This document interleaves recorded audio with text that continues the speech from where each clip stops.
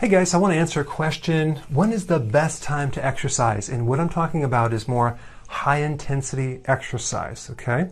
What do you think? Morning or evening? Okay, I'll tell you. It's going to be right here in the evening, okay? Now I'm going to actually post a link below to give you a little research on why that is. But they've done a lot of studies on this, and they found that when you work out in the evening, your recovery is much, much better than in the morning. And even though exercise in the evening will spike your cortisol a little bit more, it clears out a lot faster than if you're working out in the morning. So when you're working out, it's all about keeping cortisol recovered, keeping your body recovered so you can maximize the benefits, not just weight loss, but recovery in general. And evening is it. Now I work out, sometimes I work out at 7 or 8 o'clock, sometimes I work out at 6 o'clock, but I never work out in the morning. Now, if you are an adrenal type and you're not going to be doing high intensity, you can easily do walking in the morning. That's not an issue. But I'm talking about high intensity interval training, any type of heavy duty type workouts. The other thing is if you work out twice, if you're a really top athlete and you work out twice, and let's say you do an intense workout and walking, well, you can do the walking in the morning as long as you do the intense workout at night, and you're going to see a little bit better improvement, okay? With testosterone as well.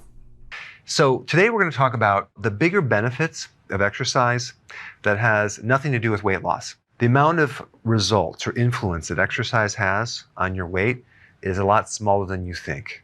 At the very most, it's only 15%, okay? So it's not too much. 85% of weight loss has to do with what you eat, okay, and the frequency of eating. So we're going to talk about the bigger benefits of exercise. Okay, the first one, and this is the big one, is that it prevents the loss of muscle mass. And I'm talking about regular exercise, specifically for people that are getting older. Okay, there's a normal condition. It's called sarcopenia. It comes from the word sarco, which means flesh, and penia, which means poverty. It's the poverty of the flesh.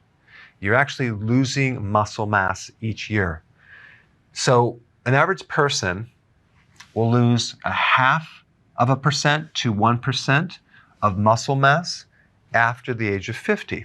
So that can actually add up over the years. And this is why you may notice a loss of muscle mass, especially when you get into premenopause or menopause. You're seeing atrophy, which is a loss of muscle mass. And that has to do with aging. It's a normal thing and it happens to everyone, but there are some things you can do to slow it down. Regular exercise. And that gives a person something called the hormetic effect, which is a mild stress to induce a greater benefit. So when you actually stress your body out through exercise, it actually compensates, rejuvenates, repairs, and recovers, and it becomes stronger. And then the second thing is protein, dietary protein. If you're not consuming enough protein, and if you're not absorbing enough protein, and it's not turning into body tissue, that's another big problem. Now, I put a very important video that I just released on this one topic that will talk about how to slow this process down by just consuming the right amount of protein, okay?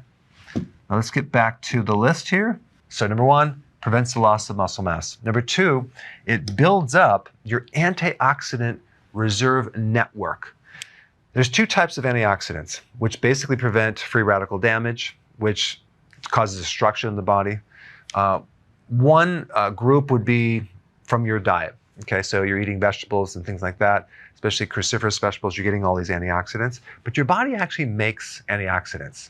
Glutathione, something called SOD or superoxide dismutase, and there's many, many more. These antioxidants help to prevent free radical damage.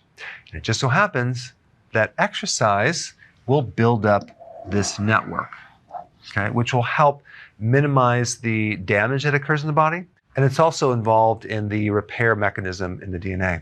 Number three, stabilizes blood sugars, okay? Now, if you're new to keto or intermittent fasting, there's something called the dawn phenomena, which is a transitional phase. And what happens in the morning is your blood sugars are higher than they should be.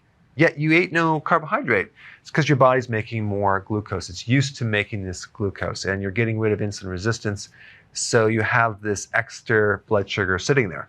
Exercise is the thing to do to burn it up, to get it out of the system. But it will help you stabilize blood sugars. Okay, number 4, increase oxygen, which helps a lot of different conditions. It will also give you more energy. Number 5, decreases stress because you're increasing oxygen and you're increasing lymph flow and blood flow and circulation throughout the body. I personally know if I don't exercise for several days, my body feels more stressed. And then this is going to interfere with sleep. So number 6, exercise enhances the quality of sleep. Some people do better if they're doing a type of exercise where it's low intensity, long walks, okay, maybe in nature or something like that. Other people sleep better if they do more of an intense workout, high intensity interval training. So it really depends on your recovery and what you're able to handle. One thing I noticed with certain people with poor recovery is that if they exercise too much and spike their pulse rate, the pulse rate, especially if they exercise later at night, the pulse rate doesn't come down, and that'll stop their sleep. So it really depends on what type of exercise you're doing right here. Number 7, increase flexibility because you're getting blood flow, you're using your body, you're using your joints. I mean, you know the concept. If you don't use it, you lose it. But cardiovascular function can be greatly improved by exercise. This is another hormetic effect. You're adding stress to make the heart stronger, make the valves close better. Stimulate the neurology or the pacemaker of the heart. Next one is enhance cognitive function and mood. Because you're pushing all this blood flow and oxygen and nutrients through the brain, you're going to improve the function of the brain. Very, very important. So I hope I convinced you and gave you enough reasons why you need to start exercising.